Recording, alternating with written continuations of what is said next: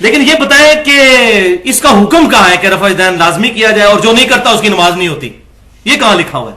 سنت ہے، کر لو، ٹھیک، نہ کرو کوئی مسئلہ نہیں، تو نماز تو ہو جاتی ہے نا۔ اب پیچھے مینٹالٹی کیا ہے؟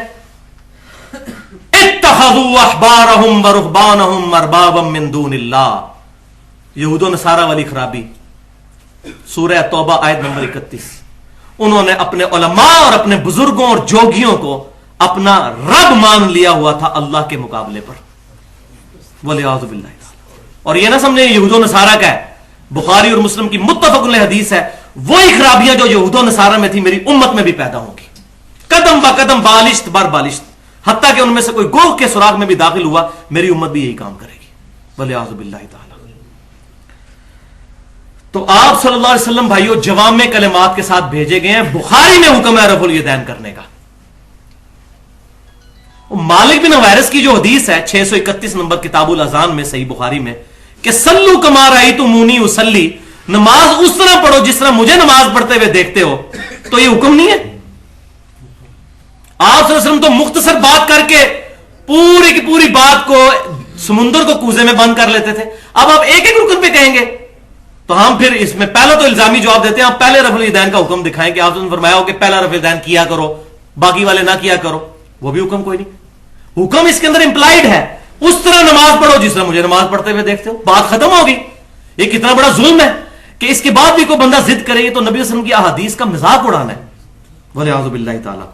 تو مالک بن حویرث کو ابو قلابہ تابعی نے دیکھا، بخاری اور مسلم میں موجود ہے، یہ غزوہ تبوک کے موقع پر مسلمان ہوئے، نبی صلی اللہ علیہ وسلم کی وفات کے بعد ابو قلابہ تابعی کہتے ہیں وہ ہمارے پاس آئے، بخاری اور مسلم دونوں میں، انہوں نے نماز پڑھی، نماز کے شروع میں ہاتھ اٹھائے، رکوع میں جاتے وقت اٹھائے، رکوع سے اٹھ کر اٹھائے، اور پھر اینڈ پر کہا کہ نبی صلی اللہ علیہ وسلم بھی اس طرح نماز پڑھتے تھے۔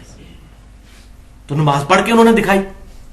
تو جو بندہ حضور صلی اللہ علیہ وسلم کے فرمان کے مقابلے پر کہے کہ ہمارے فلاں بزرگ نے، ہمارے فلاں امام نے کہہ دیا، تو ہم یہی تو پھر رونا روتے ہیں، ہم کیوں اپنے آپ کو کہتے ہیں ہم محمدی ہیں؟ جب یہ لوگ اپنے آپ کو حنفی، شافعی، مالکی، حنبلی کہیں گے تو ہم اپنے آپ کو محمدی کہیں، ان اماموں نے نہیں کہا۔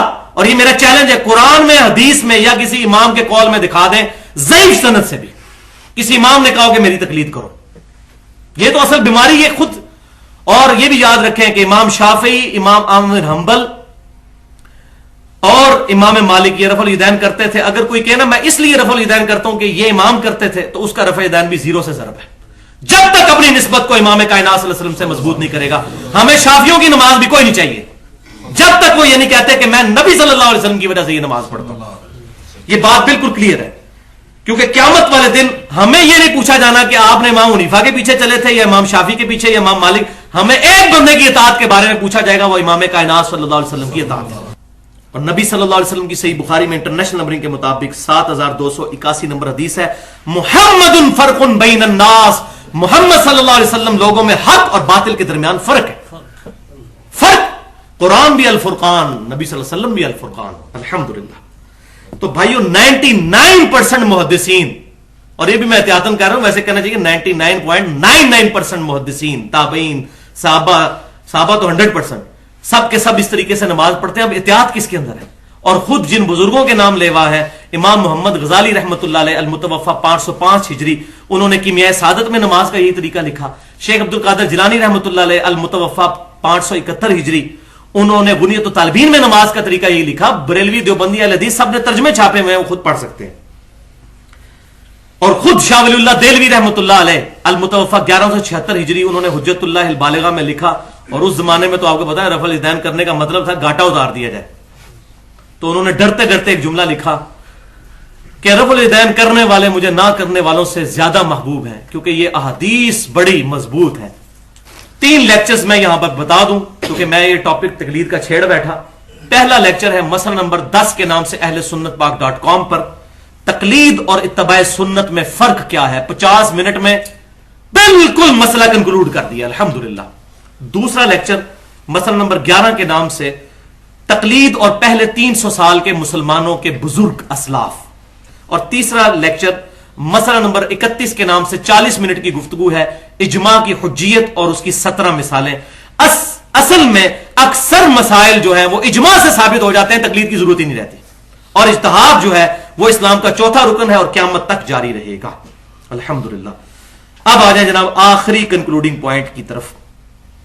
पॉइंट नंबर 8 कि सही बुखारी और मुस्लिम की मुत्तफकुन अलैह हदीस है। अब यह दावत, पुरजोर दावत मेरी तरफ से, तुम में से कोई शख्स उस वक्त तक मुमिन ही नहीं हो सकता जब तक कि मैं उसे उसके मां बाप, औलाद, सब लोगों से बढ़कर अजीज ना हो जाऊं।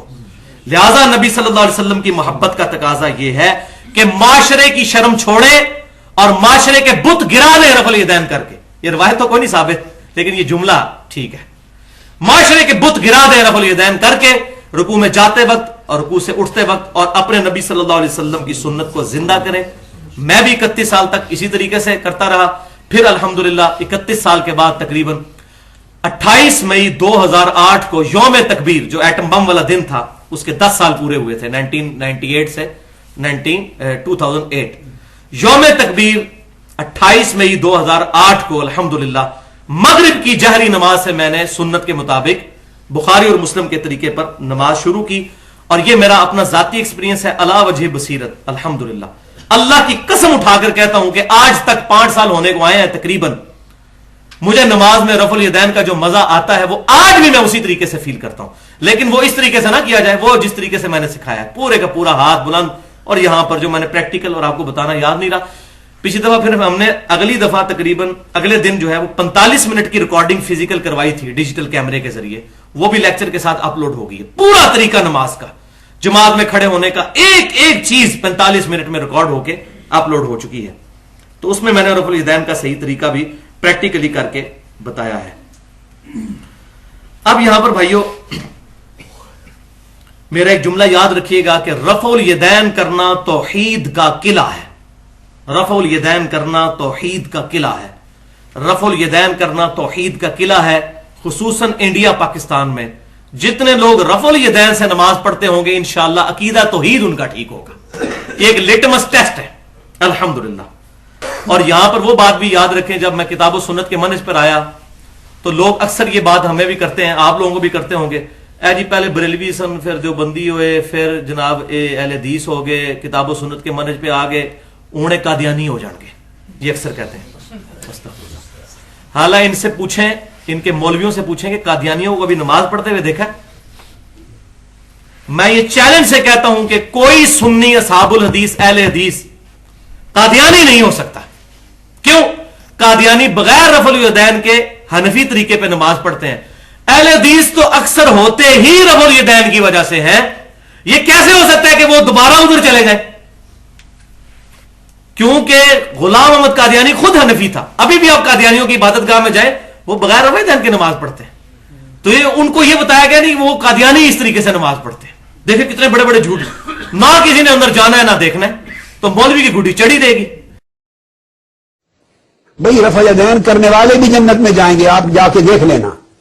इमाम बुखारी होंगे कि नहीं जन्नत में? इमाम मुस्लिम होंगे कि नहीं जन्नत में?